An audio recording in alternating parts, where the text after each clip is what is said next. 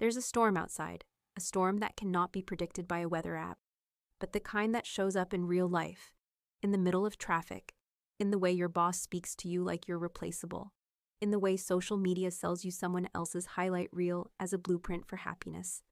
It's the kind of storm that doesn't wet your clothes, but drowns your spirit. The world tells you to chase money, status, and validation. But somewhere in that chase, you have to stop and ask yourself, what if the more you keep chasing things of this world, it pulls you further away from Allah? I've watched people lose themselves for things they once prayed for, sisters who begged for a good husband, only to find themselves alone in a marriage built on control instead of companionship. Brothers who broke themselves climbing career ladders just to be told, you're still not enough.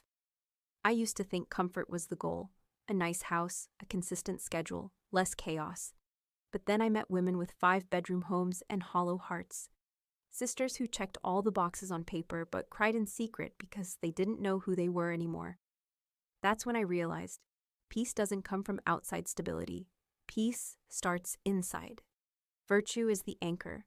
It's not as flashy as a new car or as praised as a viral video, but it lasts. It's the only thing that doesn't fade with time or trends. When you choose virtue, you're choosing to be solid in a world that keeps changing the rules. You're choosing not to panic when you get left out, not to lose yourself when people overlook you, and not to compete with someone else's blessings. Virtue says, you are enough, even when your bank account says otherwise or your relationship is going through a storm. In our Muslim communities, there's often an unspoken pressure to appear like we have it all together, to look like the perfect believer from the outside. But the truth is, virtue isn't measured by appearances or by checking off a list of rituals without reflection. It's not about perfection. It's about direction. We have to remind ourselves and each other that struggling doesn't disqualify anyone from being sincere in their faith. There are brothers and sisters among us who may still be learning how to recite properly, or who are working through personal challenges, and yet their effort is full of sincerity and meaning. Sometimes we forget that small, consistent acts are part of virtue too. When someone holds their tongue in a moment of anger, resists backbiting during a difficult conversation, or quietly helps a family in need without seeking attention, those actions carry immense weight with Allah, and we need to do a better job uplifting that reality in our communities. Because what truly strengthens us as an ummah isn't judgment or pressure to perform, but compassion, understanding, and the shared struggle to keep moving forward in the direction of Allah. Virtue thrives in environments of support, not scrutiny. And our communities become healthier when we honor the sincerity behind the effort, not just the perfection of the result. When you choose a life grounded in virtue, the noise of the world doesn't stop, but your soul gets quieter. You start seeing clearly. You see people chasing followers while losing friendships. You see spouses fighting for control instead of striving for mercy. You see people valuing image over integrity. And slowly, you begin to step back. Once you've tasted the peace that comes from truly trusting Allah, your entire being begins to shift. Your soul starts to recognize that feeling, the stillness, the calm, the clarity. And your body becomes sensitive to anything that threatens it. It's not arrogance, and it's not about thinking you're better than anyone else. It's that your spirit has finally touched something pure. And now, even when your mind starts to wander toward old habits or chaotic spaces, something inside you feels off, disconnected, like you've stepped out of alignment. And that's the sign, that inner discomfort. It's your soul reminding you not to trade peace for chaos ever again. Because once you've truly felt the weightlessness of surrender, you can't carry the weight of the world the same way anymore.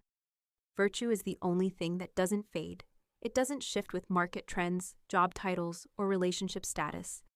It belongs to the one who holds it, an unshakable gift from Allah that no one can strip away. And when the heart aligns with truth, the need for constant validation begins to dissolve, especially from those still unsure of their own identity. Peace isn't found in perfect circumstances. It's rooted in knowing that values weren't sold for status, that self-respect wasn't traded in to gain the approval of those who never really saw the soul beneath the surface. So when the world spins too fast, it's a sign to pause, to step back, to sit still and ask, What's being held on to that's quietly holding everything else back? Let's say you're someone working in a fast-paced corporate office, where success often comes from visibility, loud self-promotion, social media praise, and aligning with the right people. In that environment, most are constantly chasing recognition, posting every accomplishment, taking credit for team wins, and staying close to those in power. The unspoken rule is simple: if you're not seen, you're not succeeding. But this person chooses another path. They stay consistent, do their work with integrity, and help others without broadcasting it. When someone else takes credit for their idea in a meeting, they don't retaliate. They stay grounded, knowing that their value isn't based on applause, it's based on sincerity. They believe that what's unseen by people is still seen by Allah. At first, they're overlooked. Others move ahead.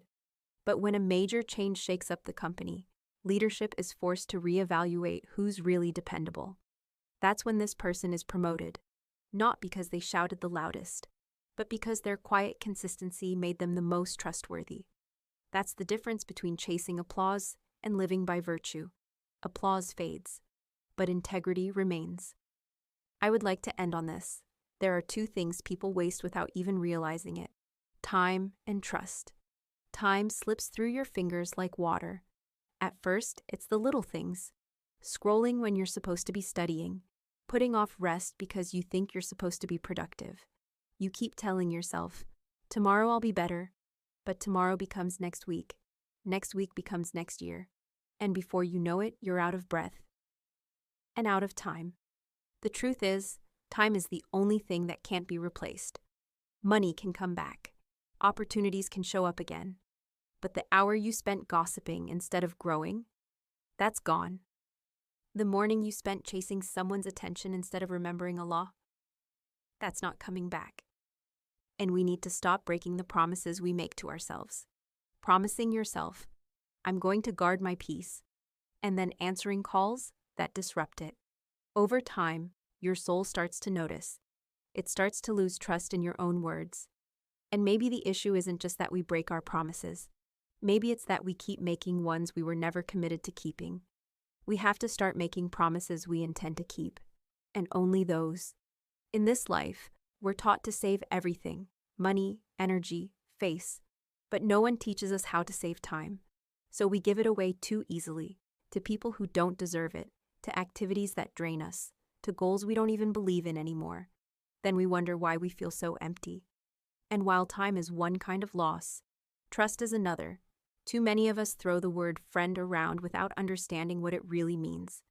We let people into our lives without checking if they have the capacity to hold what's sacred to us. We vent to strangers, share secrets with acquaintances, and then feel betrayed when those same people mishandle our vulnerability. But real friendship? It's built, not bought. It requires discernment. You don't hand your heart over before testing whether someone has the character to carry it with care. Trust is about peace, and peace doesn't come from oversharing or isolating. It comes from knowing who's earned a seat at your table and who's still outside knocking. Balance is everything. Take your time seriously. It's a loan from Allah you'll never be able to repay. Honor your word to others, but especially your word to yourself.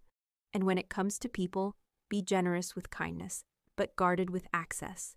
Because when the day ends and all the noise fades, the only questions that will matter are: did I honor what was given to me? And did I protect what was sacred in me? That's the real measure of value.